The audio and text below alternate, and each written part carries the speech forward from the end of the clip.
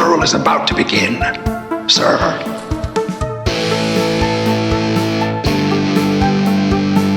I think we just picked up Dracula.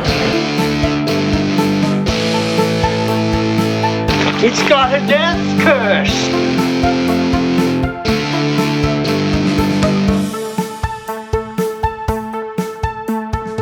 Are they slow moving, Chief? Yeah, they're dead. They're all messed up.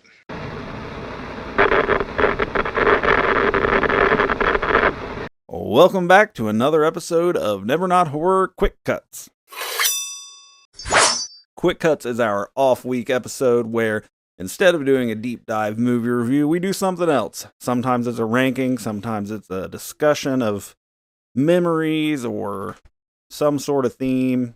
And we're also, as we go along, we're coming up with more and more feature presentation kind of things here. And today is a special episode. It is the very first entry in a brand new series of episodes that will be ongoing for as long as we like. And so welcome to the first episode of Remake Roulette. Before we get into what Remake Roulette is, I am Steve Clark. I am Rich Hansel. Thank you for being with us. So, Remake Roulette. So, if you didn't catch it on last time, we're working through the Horror by the Decade series, and we are up to the 1940s, where every decade we rank our top 13 movies. We've hit the 1940s, and I won't speak for Rich, but for me, I knew one movie from the 40s. Yeah, I don't know a whole lot. So this is far and away the most difficult decade for me so far. But I'm working on it, so we need more time. I need to do it justice. I need to have at least watched 13 movies and then rank those 13. Yeah. And later down the road, maybe some new ones will make the list. But so we're working on that. So in the meantime, and I don't know where you're at, but I think potentially the next Quick Cuts could be the 40s. I think I might be able to be ready by then. Okay, yeah. So let's plan on that. We'll hit the 40s then. But so since we needed some time, I've had this idea for Remake Roulette. So the way this went down, I came up with a list of roughly 30 horror movies that have been remade. And I put them in a randomizer wheel. And well, as of recording, I have it, but before this comes out on your podcast platform of choice, I will post a video on Facebook of the wheel spinning. So we did not pick this. That we, at random from a group of about 30 remakes, spun the wheel, and whatever remake it lands on, that's the one we're covering on Remake Roulette. So with that in mind, we are looking at the original and the remake. We're going to compare and contrast, talk about what worked in one, what didn't work in the other, how the remake stands up. Just differently. And this is the first one, so we'll learn some as we go. But for this episode, the Remake Roulette wheel landed on The Thing. So, yes. So we've talked a fair bit about The Thing from Another World. The first movie was on Richie's, I believe it was your number 2 or number 1. 2, or was it number 1? Maybe it was number 2. Yeah, I think it was 2. But anyway, the last Quick Cuts, the rank, or maybe it wasn't the last, but the 1950s ranking for Rich, it was number 2. So we've talked about this. Yeah, I think the horror Dracula was number 1 yes, from the 50s. It was. Yeah. So it was your number 2. So we're contrasting The Thing from Another World from 1951 and John Carpenter's The Thing from 1982. So that's going to be fun. We'll get into how they compare and how they stack up to each other. But as we do on Quick Cuts, before we get into our main feature there, we're going to talk a little bit about what we've been into and in the world of horror adjacent things. So Rich, just if you know the behind the scenes of Never Not Horror, we record back-to-back episodes, and Quick Cuts is always the second. So Rich just got done walking through Nightmare on Elm Street, so I'm going to give him a break from talking, and I'll go ahead and get into what I've been into. So 2026, new year, new me shit, you know. One of my biggest issues, and we talked about this in our year in review episode, I'm really disappointed in myself for the lack of new movies that I've watched. Just so many. So call it a New Year's resolution, if you will, whatever. Just fuel for the podcast, whatever you want to call it. I'm trying to watch more movies. I'm trying to stop rewatching stuff so often and watch stuff I haven't seen. And right now it's a lot of 40s movies, but I am trying to watch new stuff too, because there's a lot of new stuff I want to watch. And I did watch a newish movie from 2024 that had been on my list forever. I finally got around to it. I watched The Substance with Demi Moore. I've seen it. Have you seen it? I have. That's a movie right there. It's weird. It is it's so weird. It's not for me. Okay. All right. Yeah. Yeah. I wasn't a big fan of it. My wife wasn't a big fan. And I even said something on Facebook or something about it. Really? I'd seen it. Okay, and people bombarded me with it. Was huge. Like, asked me if I was an idiot. You know? No, that movie blew up. Like, yeah. And it had a weird release. Like, it was on some random streaming app I've never heard of, like Mubi or something, like something weird. And then it finally came to HBO Max. So I finally watched it.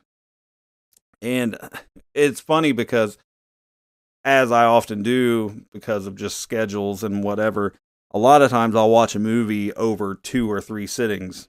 And that's what I did. I watched The Substance over 3 sittings, I believe. But I watched the first one, like the first 40 minutes of it or so. And so it's Demi Moore is in it.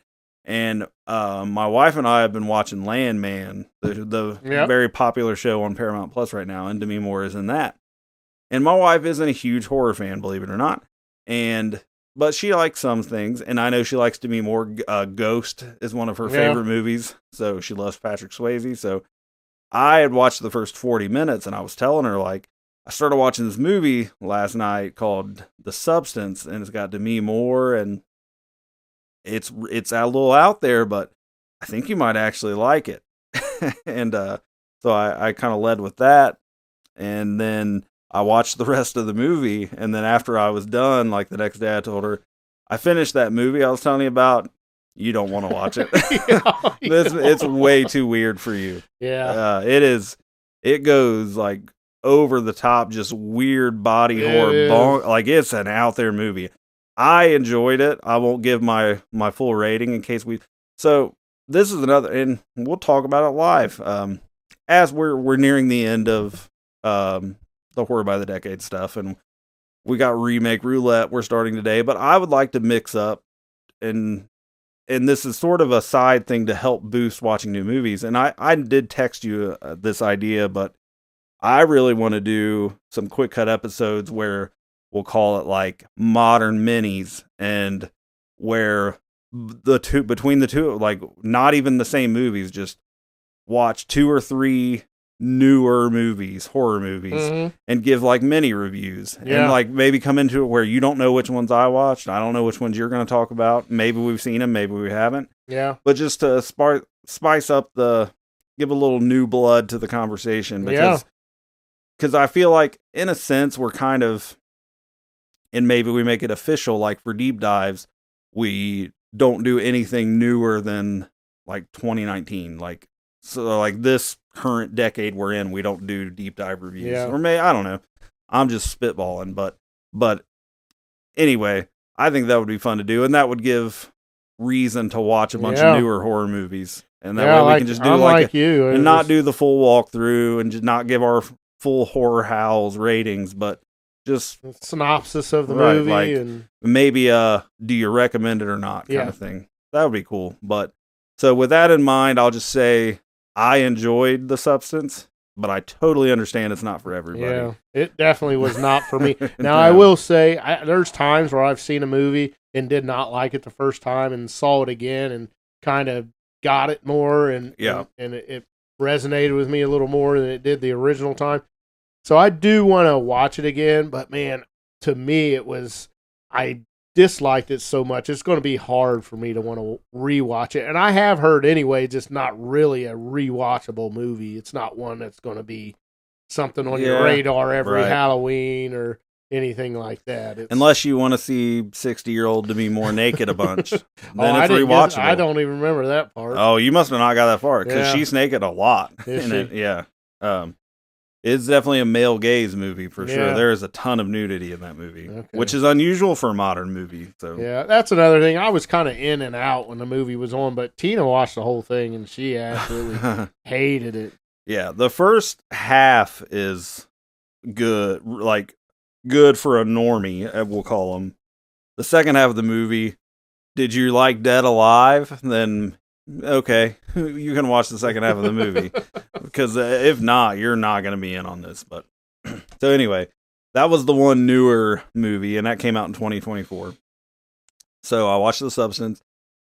I've watched several 40s horror movies. Working through, I won't give any details or any spoilers because that'll be on my 40s list. I'm listening to Nat Cassidy. We've talked about him on the podcast. I'm listening to one of his earlier novels called Nestlings. Oh, I've heard of it. Have not read it though. I'm over halfway through it. It's good. I'm enjoying it. So far, I would say When the Wolf Comes Home is better, but I like it. It would put you in mind of. It makes me think of Rosemary's Baby a little bit. Oh yeah, but it's not about devil possession or Okay. like a devil's baby. Yeah. Like, so it's set in sort of like that kind of a Cult? famous apartment, like famous house in New York, like apartment building in New York, and this family like wins this housing lottery to move in there, and they have a baby, and it's very strange. But if you enjoyed, I mean, you can. It's a Nat Cassidy book, you can tell. So if you like When the Wolf Comes Home, I think you would like Nestlings up to where I am. But I would probably give the edge to When the Wolf Comes Home. But all right. I'm doing that. And then a couple other things. So for my writing stuff, just a little, because I don't normally have anything to say, but a couple things to point out. I came across a local bookstore to us in Springboro called Blue Dog Books, who is they're a new store, and they are hosting a like local author fair, and I got in on that. So awesome. I believe it is January 25th, I think. It's just a one day, like few hour thing, but I will be there. I'll have a table with my book. So if you want to swing by and pick up a signed copy of something, I'll be there. Check it out. Check out the new store in Springboro.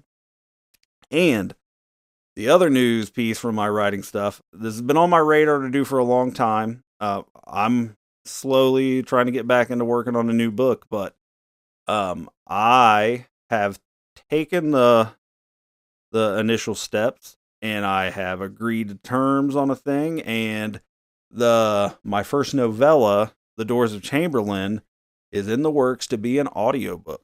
Oh, yes. So here in a few months, congratulations. I have a narrator lined up, hired to do the book.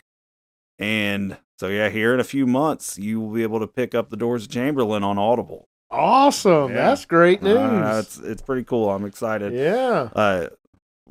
I did, and it's cool. I work like for an indie author, like you get on there and you put your like a snippet to like for narrators to audition, and then you just get all these auditions and you listen and find the narrator that you think fits it the best, and then if you can agree to terms with them on how much they charge per hour or whatever. And I found one that I felt like she did like the way she read it is the way I heard it in my mind, and and it's like, all right, I think is it. She messaged me back like she had already agreed to the contract, air quotes, but she actually wrote back today that she finished reading it over the weekend and she's excited to get to it. So that's awesome news, Steve. And the plan once this one's done is I would like to get all the novellas, and like so Doors of Chamberlain, Down Home, and Sinner. And then going forward, I'm not going to do the short story collections in audio, but the novellas and the novels, I'd like to get all of those out in audio. So, but Doors of Chamberlain is if you're a listener and you've never read any of my stuff, as far as sales go, The Doors of Chamberlain is my most popular book. So if you were intrigued at all, and maybe you're more into audiobooks, give it a couple months, and you'll be able to pick that up on Audible. I'll definitely be picking that up. I'm going to pick it up, too. I'll definitely pick it up. So that is what I've been into. So how about you, Rich? What have you been into horror-related as we kick off the new year? Well, me, not much reading going on, not much audio listening, Audible books, mostly just watching movies. And what I have seen, one that you have watched, you mentioned, I think, last episode, and I hadn't seen it, was Black Phone 2. Okay, yep. It was okay. Yep. My wife didn't like it at all. I was kind of in and out on this one, like I was The Substance. So I do need to rewatch it again. But what I did see, I didn't like it as much as the original. I agree with that. I liked it, but I prefer the original. Yeah. Of course, watched The Thing. Yep. And the Thing from Another World, yep. Both of those. I did watch Bring Her Back from 2025. Oh, okay. Yeah. All right. That's on my list to watch. I have not watched it. I recommend it. Okay. I highly recommend it. I don't know if it's a rewatchable movie because it's so bleak and dark. Yeah. But it is definitely worth seeing. Have you seen Talk to Me? I have. Because it's made by the same people. Yep, the same guys. And I really like Talk to Me. I didn't like Talk to Me nearly as much as I like this. Okay, all right. I think Bring Her Back was much better movie than Talk to Me. Okay, all right. I may have mentioned this last time we recorded, but Dangerous Animals. No, you didn't mention it. It's another one on my list that I haven't seen yet. That is really good, and it's really entertaining. It's an easy watch. Very easy watch. There's not a whole lot of thinking to be involved. Yeah. It's fun to watch. My wife loved it. She thought it was great. The acting's good, so I highly recommend that. I know that's on Shudder. Yes. Yeah. Yep. I think that's where we watched it. And then the last one I have wrote down, I finally watched The Long Walk. I still haven't watched that yet. And I was on the fence about watching this or not, because I have not, that's one of the novellas that I have not read from Stephen King. So I was kind of wanting to read the book first, but Tina, my wife, wanted to watch it, so we did, and man, oh man, that's a dandy. It's a dandy. I have no doubt. I've heard great things about it. Yeah, and I own it on digital because my daughter bought it instead of renting it. So as soon as I get time to watch it, I've got it. That's another one I highly recommend. I don't know if it's as good as Bring Her Back, but it's close. It's definitely, I was going to say it's definitely more rewatchable, but I don't know if it is. They're both pretty dark, bleak movies. Yeah, I have read the book, The Long Walk, and it's dark. But it's very good, the way they put these characters together, and they work well together, the actors do. It's good, and it doesn't sound like it should be good if you know what the movie is about. It sounds like, what? Yeah, it's a pretty out there plot idea. But it is really good. And then I did jot down some movies that I'm really looking forward to seeing that are not out yet, that I kind of Googled 2026 movies, and there was one called Werewolf. Yeah. Robert Eggers movie, and I like Robert Eggers. I did like his Nosferatu, but haven't watched that yet. Once I watched it a couple more times, it's not as great as I felt as it was the first time I saw it. I was pretty blown away the first time I saw it, but kind of the shines come off of it a bit since I've rewatched it a few times. He did The Witch, right? He did do The Witch. I like The Witch. Yeah. But this is supposed to be pretty good, so I really want to see that. And it has pretty much the cast that was in Nosferatu. Yeah. It looks like. Yep. And then I did see, but that don't come out till a whole year. That's like December of 2026. Oh, shit. Okay. So we got a ways to go for that. And then I saw July 24th, Evil Dead Burn is going to come out. It's going to be your third installment of the new Evil Deads. New Evil Deads. And I really like those. So that's another the Wheel of remakes. Yeah. Evil Dead is on there. So and that's another thing. If anybody so I'll post the video so you'll have a snapshot of all the different remakes on the wheel. But if any fan is listening and sees that, if there is a remake that is not on that wheel that I have missed, because I just pulled off like some lists, send that my way and I will add it to the list. Yeah. Just FYI. In that case, on that note, we will get into our feature presentation and discuss the remakes, roulettes of The Thing from Another World and from 1951 and The Thing from 1982. So, for history's sake, and this won't always be the case, but this time it is, the source material for this comes from a short story written by a legend of the sci-fi writing community, John W. Campbell. Wrote the short story Who Goes There? And it came out in 1938. So, yeah, back in the early years of pulp literature, pulp sci-fi and horror. Yeah. And when you think about this, you think Roswell, but this even predates Roswell. Roswell, Yeah, for sure. Because that's what that was like 47, 48. So this yeah, is like 47. This is 9 years before that. Because when I watched Thing from Another World as an adult, I was thinking maybe that could be, about Roswell. But then I found out that it had source material, that it was a book, and I was like, well, that can't be. Yep. I have read the book also. I read the short story. I definitely want to read it though. I mean it's a book from the 30s, so it's a little dated, but it was good. I enjoyed it. I mean, and it is more to the Carpenter movie than it is. Yeah, I have heard that. And I have also heard that it's one that you may want to read a couple times. Yeah.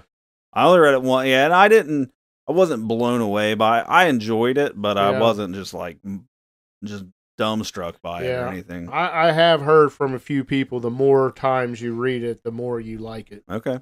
It's not long. It's a fairly short day book. and a half. Yeah, sure. So yeah, the story came out in 1938, and the first movie adaptation, The Thing from Another World, would come out in 1951. Yeah. So black and white. Right. And then it would be remade as John Carpenter's The Thing in 1982. And then there would be a prequel movie just called The Thing again that was released in 2011. Neither of us have seen that movie. I know what it is. I know from just research, it is a prequel about the Norwegian camp and their ordeal that led to the beginning of John Carpenter's The Thing. So it is what happened in the days before his movie. Yeah. For today's purposes, we are not talking about The Thing because we've never seen it, and it's not a remake, it's a prequel. Yep. So let's start with The Thing from Another World.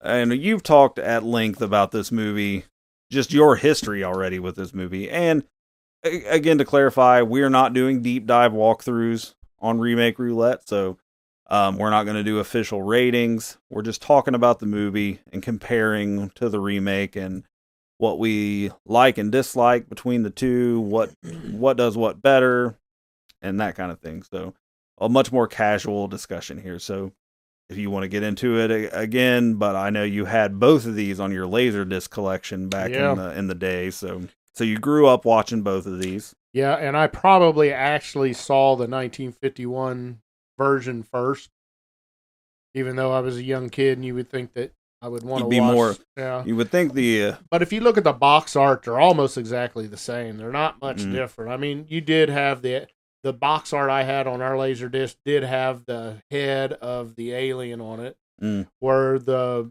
Carpenter version just said The Thing. Yep. So I guess I was drawn more to The Thing from Another World because you get to see a monster on the cover of it, and that's probably why I watched it first. And I will say that's the one I probably watched the most as a kid, even though I had both available to me, and I did watch them both. But for sure, the original was probably the one I watched first. Yeah. So and I'm the complete opposite here because I had never seen either one of these for a very long time. The John Carpenter's The Thing is a cult classic at this point. It did not do well initially. No. struggled out of the box office, and John Carpenter has been on record. He had a really hard time. Like, I read that he considers that his favorite of his movies, and he was really upset that it did so poorly. I can see it. I mean, when you're so excited about a movie and then it comes out, and it was a flop. It was a certifiable flop. Yeah, it did not do well, but it just has over time has garnered a cult following, and I knew that, and I know just being involved in the horror community and online, like I know so many people call The Thing, if not their favorite horror movie ever, one of their favorite horror movies. And I had just never seen it. I knew it was one of those movies I knew of, but I'd never seen it. So I did finally watch it for the first time, maybe 2 years ago. Not that long ago at all. So definitely not a movie I grew up with. And I knew it was a remake of The Thing from Another World, which I had never seen.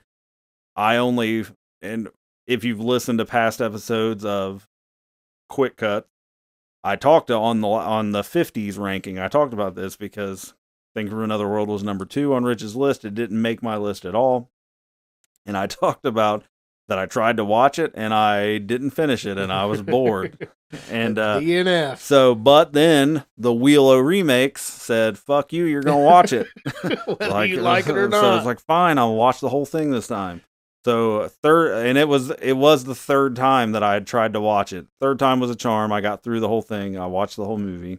So for the first time, I saw The Thing from Another World like last week. So did not grow up watching these movies, and just really just aware of the history of them and the legacy of both of them. Before we start comparing, contrasting, I did pull, we're not going to do all the normal things, but I did pull the Rotten Tomatoes on both of these just to get a feel for what the pop culture view on these is. And it's very close on these. The Thing from Another World from 51, tomato meter score of 87, and a popcorn meter of 73. So very, very respectable.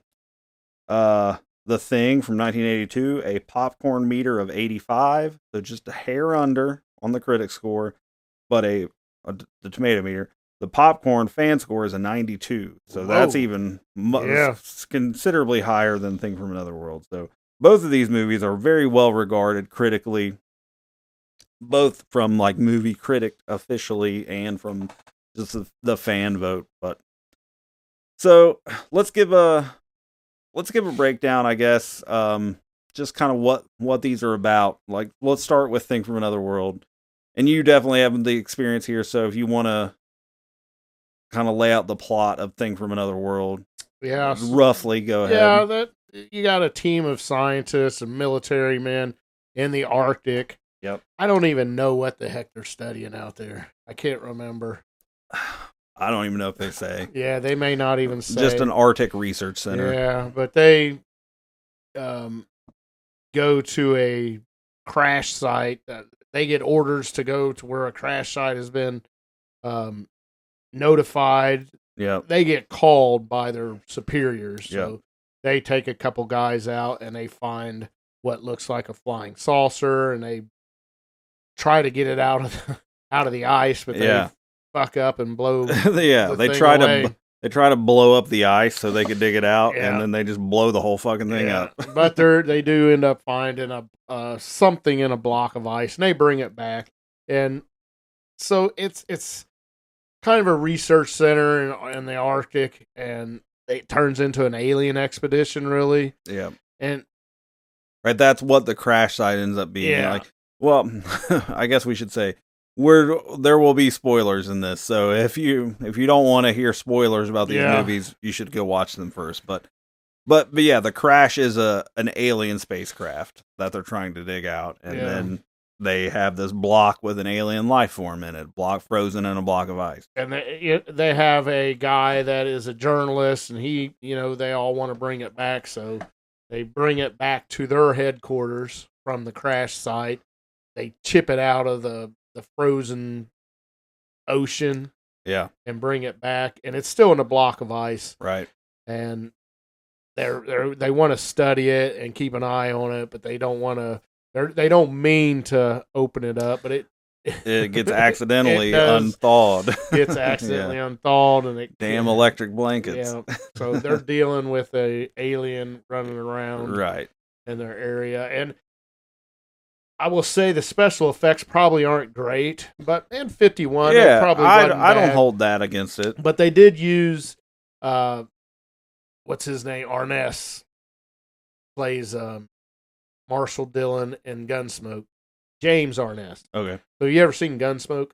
The TV show? It was on for 20 years. Yeah. So he was the guy that played Marshall Dillon. Okay. In Gunsmoke. I gotcha. That's where he got famous. He wasn't really famous at this time, but he was like 6'8". So that's why the monster looks. He was really really big, tall guy. And I have heard a couple times that they tried to get John Wayne to play the alien. No kidding. But he turned it down. I can't imagine that. I can't either. I'm from another world, partner. Because he's a pretty big guy too. Yeah. You know, he's 6'5". I don't think he's the size of James Arness, but damn. All right. Yeah. But yeah, it's I like the movie. It's a all-timer for me. Obviously, I had it number 2 in my 1950s.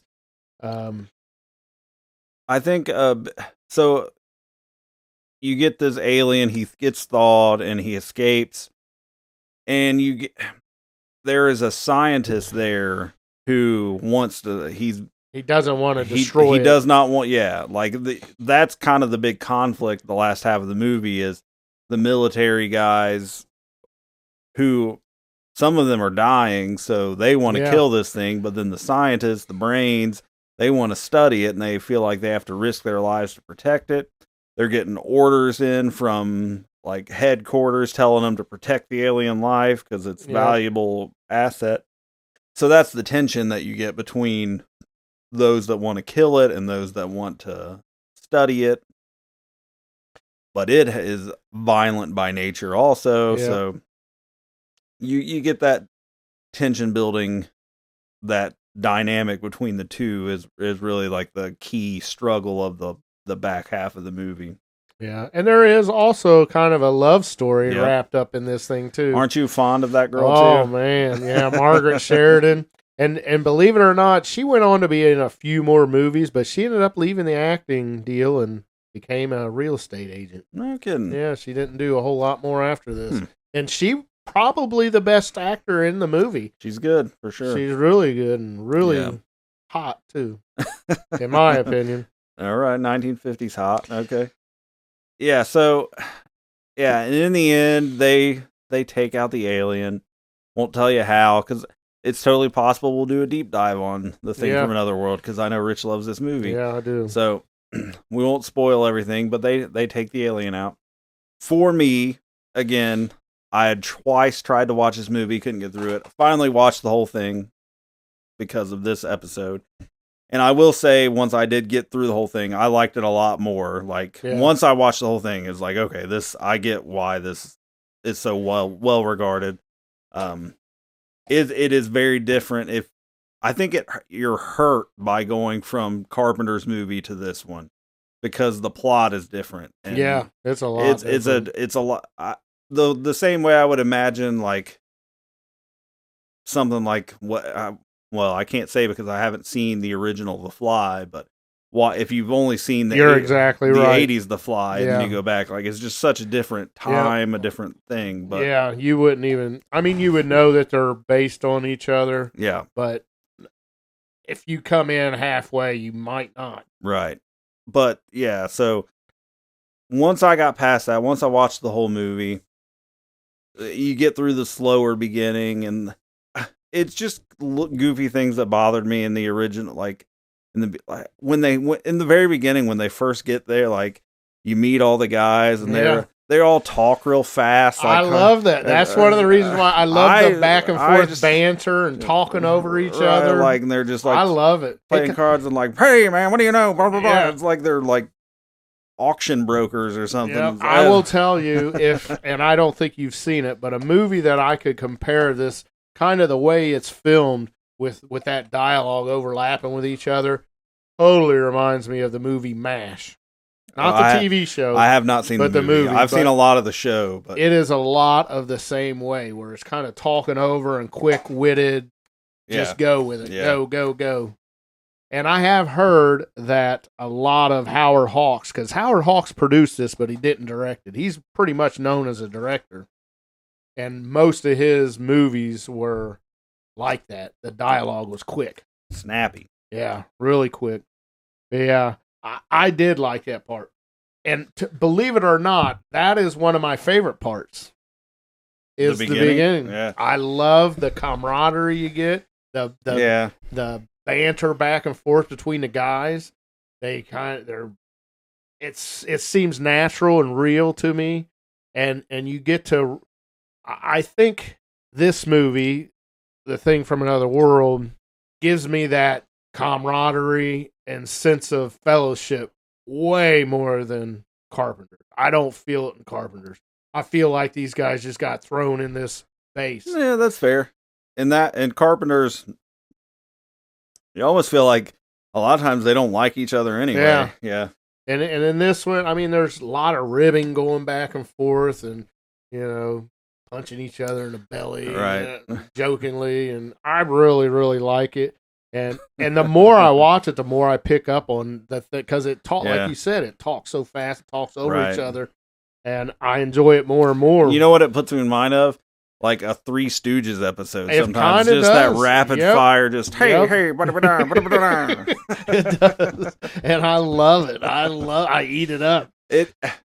At first, it was off-putting to me, but the more when you get used to it, it's like okay, yeah. So I hope, with me saying how I like it, I hope somebody gives this a chance and looks at it in the point of storytelling, and I think it's a quick way to develop characters. Yeah. You know what I mean? Instead of dragging out a long movie, because this is only an hour and a half, I think. I don't even know if it's an hour. I think an hour and 27 minutes or something. I'm sure it's not longer than an hour and a half. Yeah, and you don't have a whole lot of time for character development. So right. Bam, get it out there. And these guys like each other, so you feel for them when one of them goes down, and you feel for the other guy, and how he's missing buddy. And then the chemistry between Kenneth Tobey, who plays the captain, the head, our main character, and then Margaret Sheridan, who plays Nikki, who is a secretary of one of the doctors. Right. It is amazing. I mean, it is right up there with the Wolfman from 1941 with Lon Chantal. Like you guys are hooking up on set, aren't you? Yeah, I love it. I mean, these guys, this man and woman, you would almost think that they were a vaudeville act or something. Yeah. They work so well together. Right. But yeah, they're really good, and I love that part of the movie. In the end, there's closure. Yeah. There's definitely closure, but you do also get where the scientist looks or the journalist looks straight in the camera. I like that at the very end. Yeah. And he says, everybody, keep your eyes to the sky. Yeah. And be aware. Right. Yeah. It's good. Like, it's from like we said, we're not doing our Howl ratings or anything, but after I finally got through the whole thing, third time's the charm, I liked it. Had I watched the whole, it would have made my top. It wouldn't have been all the way up to number 2 on my top, on my 50s list, but it would have made my list. Yeah. Like it would have knocked something off for sure. Like had the patience to get through the slower bits in the beginning. So, what would you say? What actor stuck out for you? Probably really the one that stuck out the most to me was the scientist guy who wanted to study and did not was kind of secondary bad guy. Right. And I mean, and he starts sort of sabotaging things around the base to try to stop them from killing the specimen, because it's like the greatest scientific find of all time, really. And like, he's just determined no matter what to more important than anything is to be able to learn from this. So I think that guy, just that whole science versus military and that was Robert Cornthwaite. Okay. And Dr. Carrington was the name of the character. Right. Yeah, he was good. He was Yeah. good, and he was actually a sci-fi actor. Really, Yeah. he did a lot of science fiction. What becomes of him is a pretty. I mean, you kind of see it coming, but it's Yeah. like, oh, that poor guy. So, but yeah, I mean, I enjoyed it. So obviously, Rich is a huge fan of the movie, and I like it. Once I finally watched the whole thing, I gave it my due diligence. So it surprised me once I finally sat through it. So let's talk. You got anything else before we switch? I don't think so. I think that's it. Yeah, other than the fact that from what I've heard, it does not really follow the book at all. No. I think really the only scene I've heard that follows the book is when the alien runs outside and starts killing all the dogs, the sled dogs, and that's about it. Right. Yeah, the book is definitely more in line with Carpenter's movie for sure. All right. Yeah, and this isn't in this day and age where remakes are happening just left and right. There's a pretty good time jump here. I mean, we're going 31 years between The Thing from Another World to John Carpenter's The Thing from 1982. So, since you walk through the first one, I'll walk through this one. So, same thing. I mean, it's a remake, so you got your Arctic outpost military base, but this one, the whole setup is different in this movie. It opens with this dog running, and there's a helicopter trailing, like flying behind this dog, shooting at it, and we see these guys in this research station, and they come out to see what all the shooting's about. And they see this helicopter shooting at this dog. It's like a husky Malamute kind of thing. Yeah, like a sled dog. A sled dog, yeah. And the helicopter ends up landing, and the guy gets out, and they figure the dude speaks different languages than Norwegian. There's another base in the Arctic nearby that's run by the Norwegians, and they look like this dude's lost his mind, so they end up killing that dude. Yeah, he starts shooting at them too. Yeah, right. Kind of towards the dog. Right, he's shooting at the dog, but it's shooting at them, so they end up taking him out. They don't know what the hell's going on, so they bring this dog in, and basically what happens is they put the dog in with their dogs, and turns out the dog was an alien, basically like a shapeshifter pretending to be a dog, and then they figure this out. So it turns out there's this alien entity thing, and it can mimic living forms that it gets close to. So it becomes this like tense paranoia thing of like who is real and who is an alien. And there's crazy special effects like the practical Rob Bottin, is that his name? Yep, from The Howling. Killer shit, man. It's so good. He's a hell of a worker. Yeah, so good.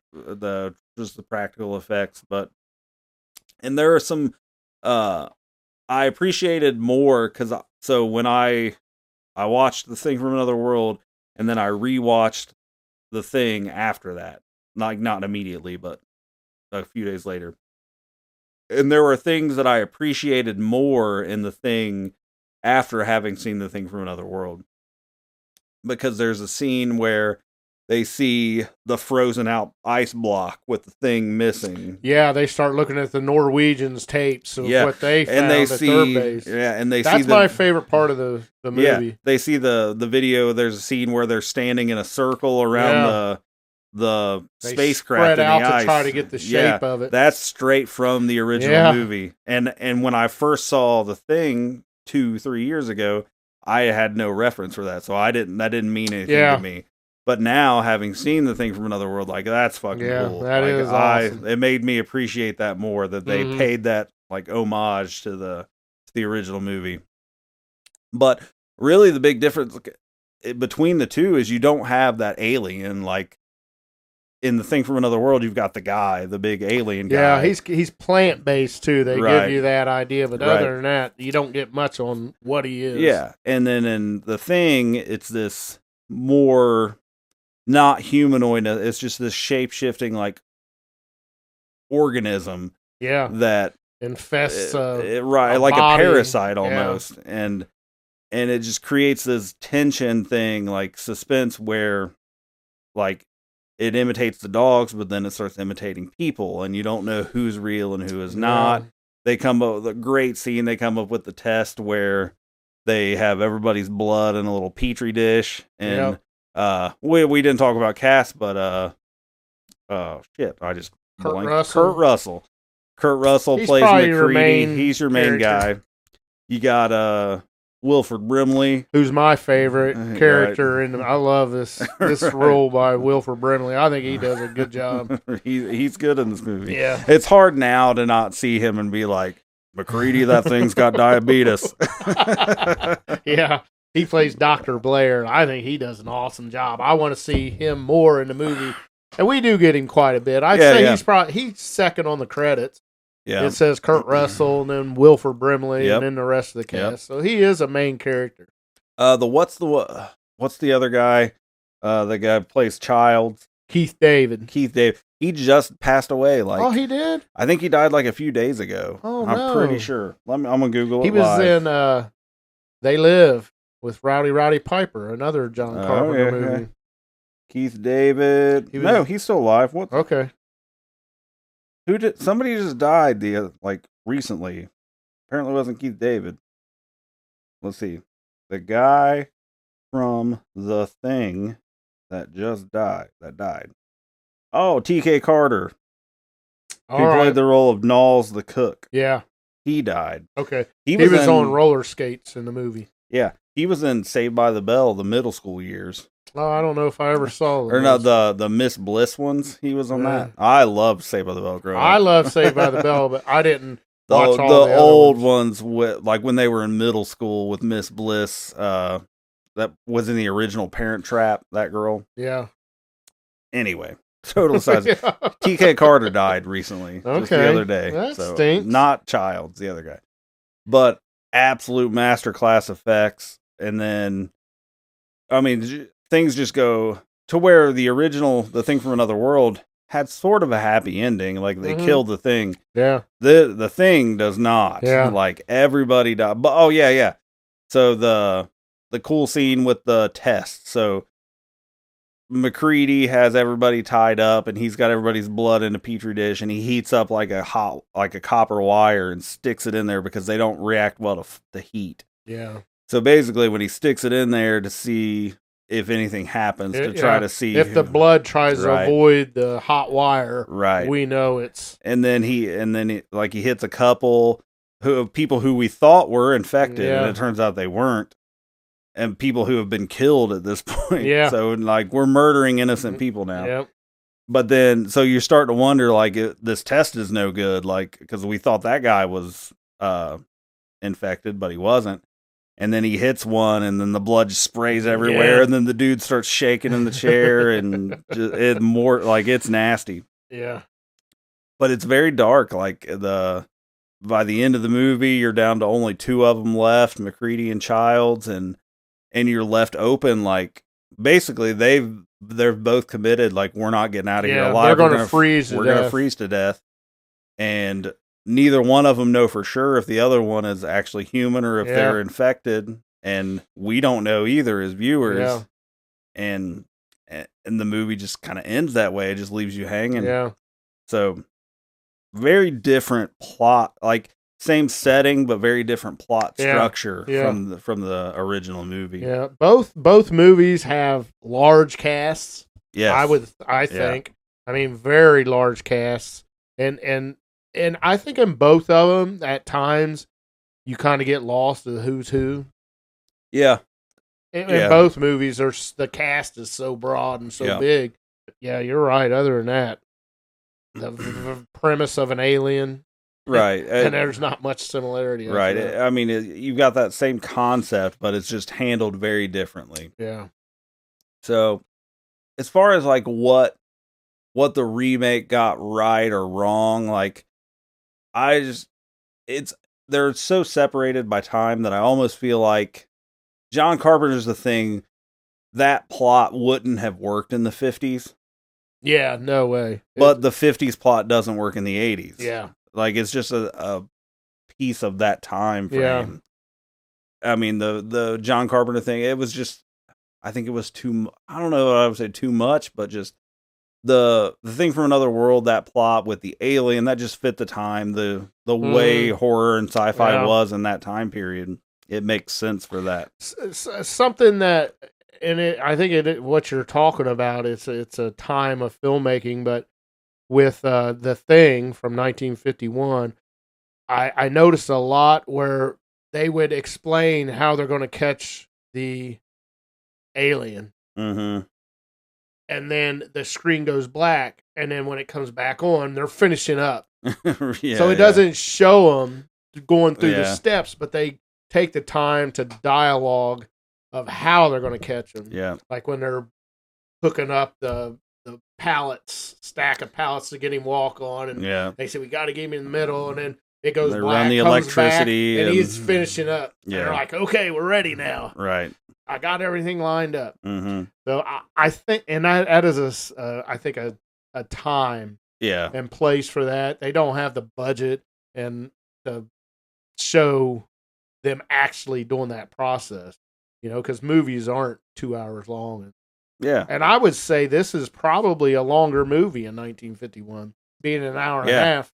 Yeah, I mean, that's very early 50s, and you and I both have been watching 1940s movies, and those are hour and 10 minutes. Hour 10, an hour and 30-minute, a 90-minute movie in the 40s is long as shit. Like, what is this? Like Citizen Kane or something?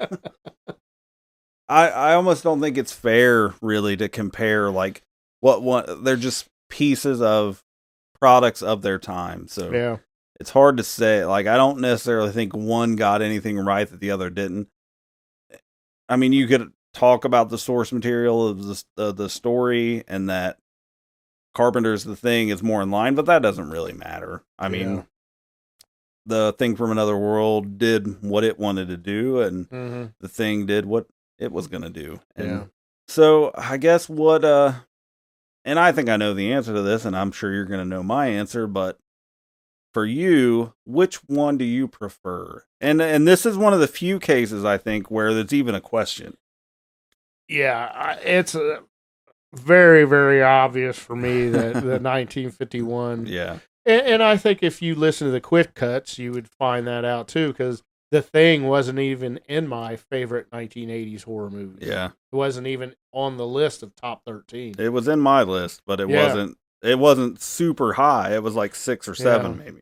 And rewatching it for this episode of Quick Cuts we're doing today. That's a good point. Do you feel any differently about it? No, I may like it less. Really? Yep. Yeah.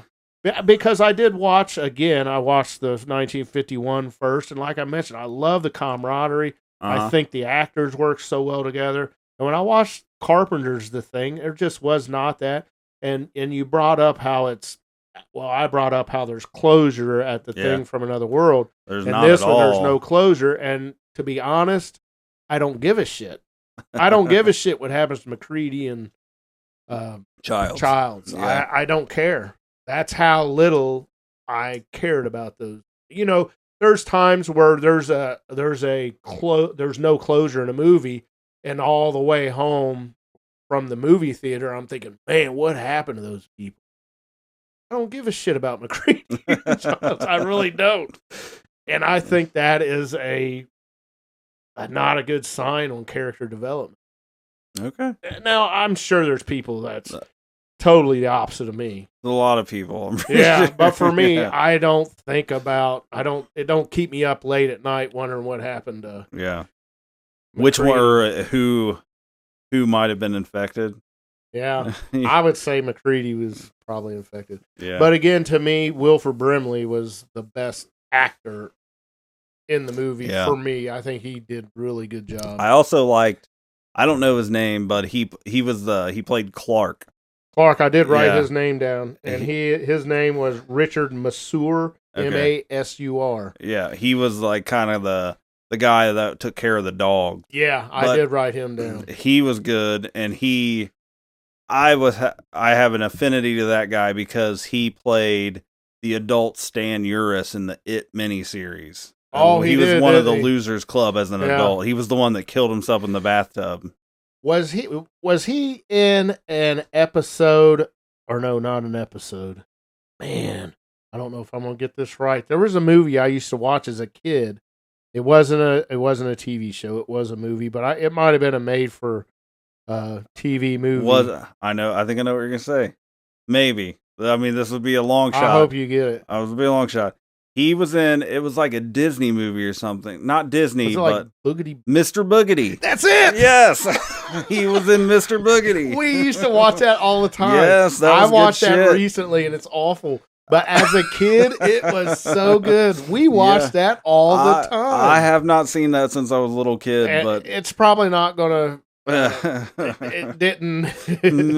I remember there was two. I think there was, because I feel like maybe I watched like The Return of Boogedy or something. But yeah, I only saw the original, but we loved it. I can remember me and my sister loved that movie. Yeah, I watched it a bunch of times as a kid, and it is cheesy, but man, it's good and kind of scary for little kids. Sort of like watching Goosebumps, like the TV show Goosebumps. Yeah, but it's definitely geared for kids. Hell yeah, Mr. Boogedy. Yeah, unlike it is not geared for kids at all. Or The Thing. Oh yeah, I did say it. But either one. The Thing. But yeah. All right, so yeah, for me, not a surprise here, and I think the majority of people, I think you're going to be the outlier, but I prefer John Carpenter's The Thing. I don't love it as much as a lot of people do. Yeah. I mean, I like it a lot. I think I liked it more this time. This is probably really my second full watch. And I think I liked it more the second time. Yeah. I really like the whole, just the tension of like who's real, who's human and who's not.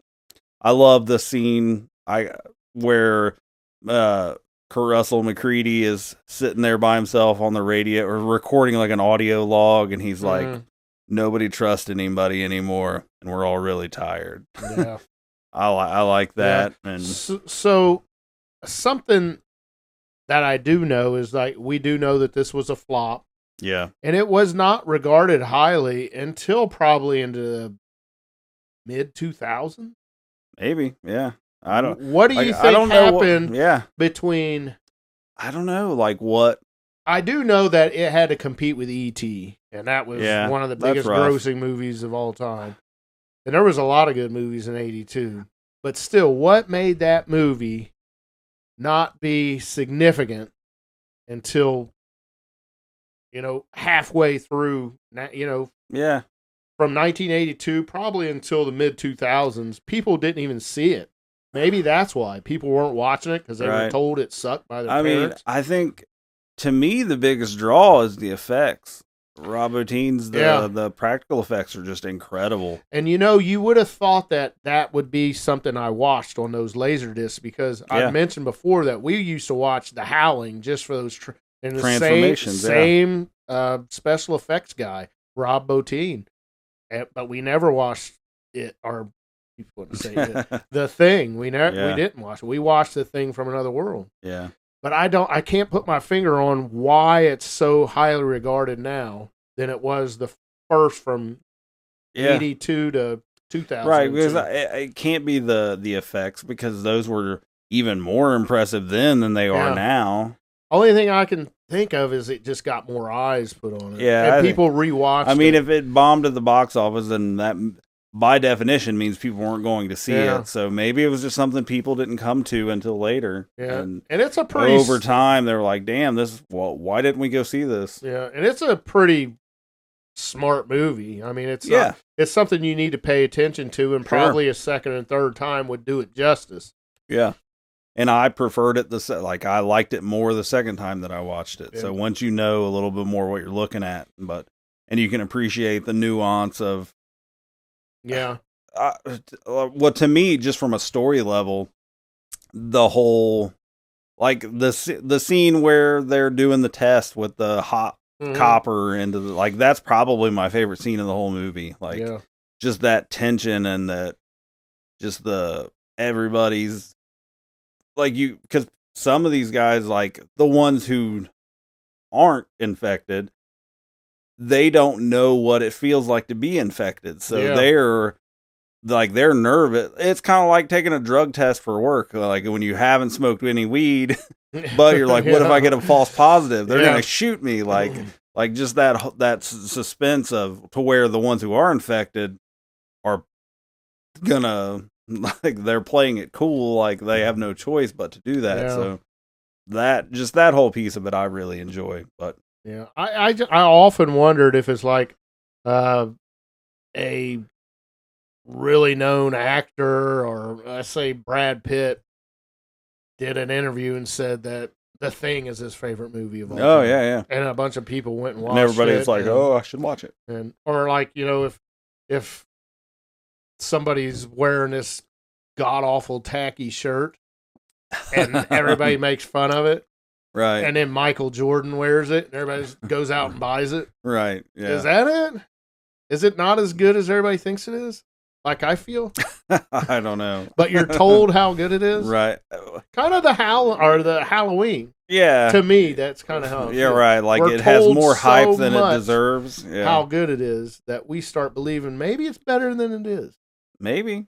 There might be something to that. Like maybe Subliminally. subliminal messaging. Yeah. Like you come into it like programmed that this is a great movie. And the same thing with like Halloween 3, which I don't think I liked Halloween 3 the first time I saw it. I did not. But I came into that. I think I knew going into it that Michael Myers wasn't in it, but I still couldn't enjoy it. But recently rewatching it, I liked it. It's probably my second favorite installment of Halloween. Yeah. I don't know. Interesting point. Yeah, there's something to that, like just the hive mind of pop culture says this movie's good, so you go into it with that preconceived, I'm gonna like this. Yeah, if somebody does an interview and they're really, they got the silver tongue and they can talk the movie up and and you're like, oh damn, it is a good movie. Well, if I ever really blow up on the writing scene, I'm gonna come out and be like, fucking Witchboard, man. That movie changed and my life. We're all gonna go watch Witchboard and talk about, wonder why this is such a good movie when it flopped. I gotta be the biggest, like the most promotion Witchboard has had in forever. They remade that in this year, and I haven't watched it yet. I heard it wasn't good, but I don't care what people say. I'm still gonna watch it. I don't know. I just a thought I had. I think it's a valid point. I mean, it's certainly, that was why I finally watched it, because like so many people are just like, oh, The Thing is the best movie ever. It's my favorite horror movie of all time. And I was pretty disappointed the first time. Not that I didn't like it, just that the hype was so high for it. Yeah. And when I finally did watch it, I was like, I mean, I liked it, but I wasn't blown away by it. Yeah. So. And I was hearing, like, I can remember the transition. I swear it was in the 2000s when it went from a shit movie to an all-time great. I can remember. Yeah. And I can remember me saying, I don't know. I don't know why they're saying that. And I thought, maybe I need to rewatch it. And I probably did. And obviously it still didn't stick with me as much. Yeah. Not that it's awful. It's watchable. Yeah. But I mean, I like it. Like I won't give my ratings. If you really wanted to know, you could track me down on Letterboxd, where I rate all the movies that I watch. Yeah. So you could see what my 5-star rating of what out of 5 I gave The Thing and The Thing from Another World. But in case we ever do a deep dive, I'm not gonna spoil it yet. Right, so I'm not either. Yep. So, but I will say that in the spirit of this series of Remake Roulette, this is not common where both movies are good, and we both like both movies. Yeah. Because a lot of remakes are not good. Yeah. I think the majority of the time, we're not going to have positive things to say about a remake. Mm-hmm. So there are good ones. Yeah. Like, they're not all bad, but I think more than half the time, the remake is not good. Yeah. There's a handful out there that the remake is better. A handful, not a lot, but yeah. this one. Not for me, my friend. Not for me. I'm going to continue to bash it. All right. Well, that'll do our remake roulette here. So let us know and get on Facebook and go to the page and let us know, like, have you seen both? Do you prefer one or the other? I think I'd be interested to see if anybody. I would too. I need to see some old souls out there. Rich needs more people to back him on this. So if you, I'm feeling I'm going to get bashed though. So if by chance you prefer The Thing from Another World, join the ranks and let Rich know about it. And give it a chance. Watch that movie. It is a good movie. Watch that movie and pay attention to the banter and the back and forth and the love connection between right. And I think you'll feel it a little better. All these guys playing cards and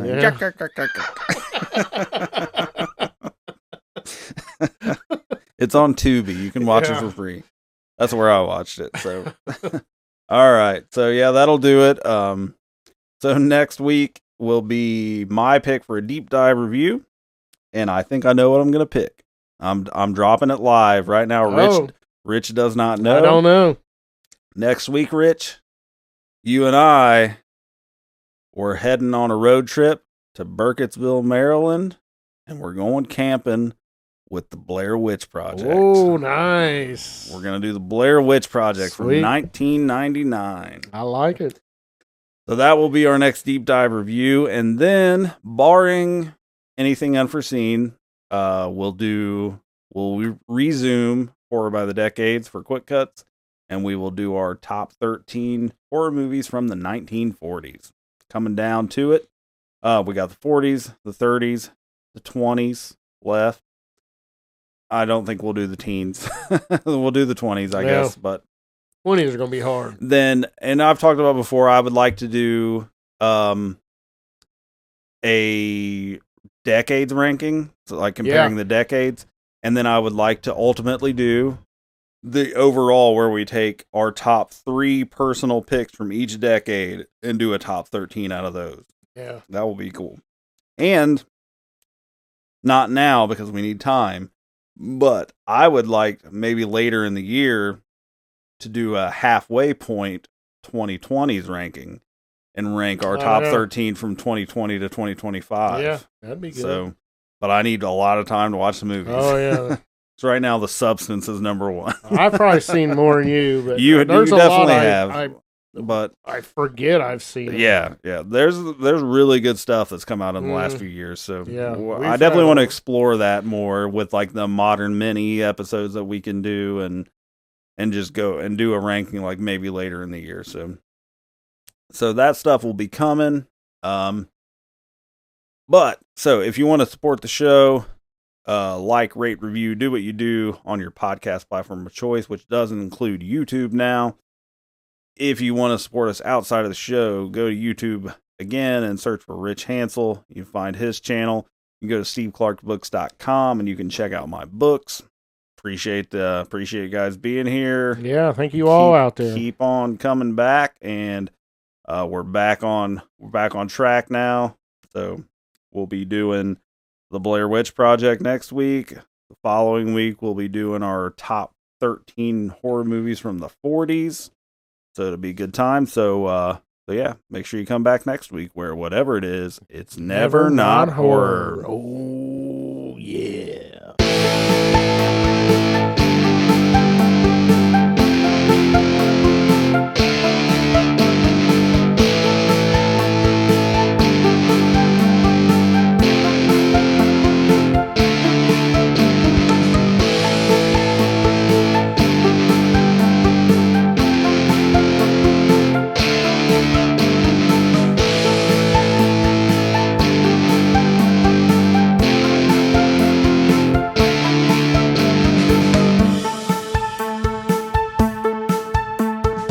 Are they slow moving, Chief? Yeah, they're dead. They're all messed up.